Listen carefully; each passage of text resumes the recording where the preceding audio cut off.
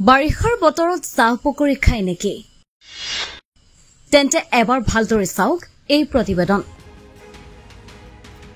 আপুনি বাৰিষা কালত চাহ পকৰি হয়তো নিশ্চয়কৈ খায় কিন্তু আপুনি জানেনে যে এই দুয়োবিধ খাদ্যই একেলগে খোৱাটো আপোনাৰ স্বাস্থ্যৰ পক্ষে যথেষ্ট হানিকাৰক হ'ব পাৰে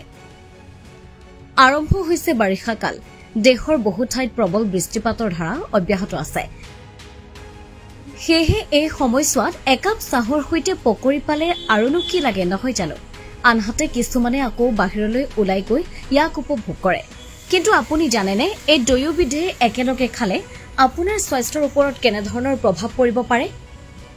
বিশেষজ্ঞসকলে এই সন্দৰ্ভত মত প্ৰকাশ কৰে চাহ পকৰি একেলগে খোৱাটো স্বাস্থ্যৰ পক্ষে যথেষ্ট হানিকাৰক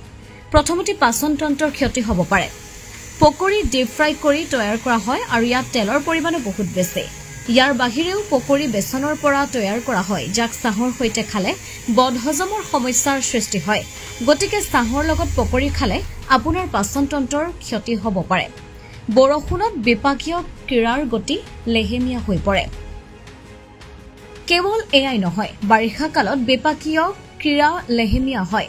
যাৰ বাবে পাচন তন্ত্ৰই সঠিকভাৱে কাম নকৰে এনে পৰিস্থিতিত পকৰি খালে পেটৰ সমস্যা আৰু অধিক বৃদ্ধি পায় লগতে চাহৰ লগত পকৰি খালে শৰীৰে পুষ্টি লাভ নকৰে সেয়েহে বাৰিষাৰ চাহৰ লগত পকৰি খোৱাৰ পৰা বিৰত থকাটো ভাল চাহৰ লগতে এইবোৰ বস্তু সেৱন নকৰিব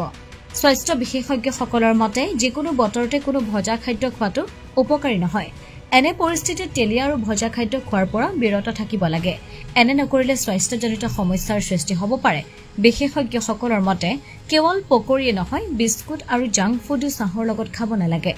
এই খাদ্যসমূহ গ্ৰহণ কৰিলে শৰীৰে কম পৰিমাণে পুষ্টিকৰ উপাদান লাভ কৰে